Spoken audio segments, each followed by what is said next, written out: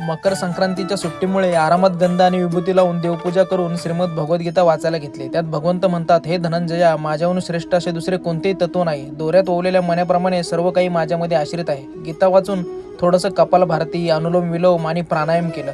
इकडं अश्मयुगीन काळापासून मेकअप चालू होता। त्यात हे चांगलं की हे चांगलं एवढंच सांगायला मला उन्हात बसवलं होतं। नंतर स्वतःच्याच आवडीचे घालून अखेर यांचा मेकअप पूर्ण झाला आणि सासू आणि सून सगळ्यात अगोदर मंदिरात गेल्या बरं का।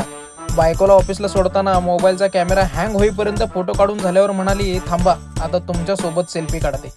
घरी येऊन चण्यापासून बनवलेला पैलवानी शेक पिऊन सोमवार असल्याने लेकीला घेऊन महादेवाच्या मंदिरात गेलो। फुलांचं वजन मला उचलत नसल्यामुळे लेकीने माझ्या हातातून फुलं घेतले। नंतर आम्ही बाप लेकीने एवढ्या गर्दीतून छान छान देवबाप्पा केला आणि बाहेर येऊन मावने भाजी चप्पा खाल्ली का हे विचारून घरी येऊन असं झोपी गेलो आणि संध्याकाळी पुरणपोळ्या खायच्या असल्याने लवकरच जिमला जाऊन सगळं जिरवून आलो।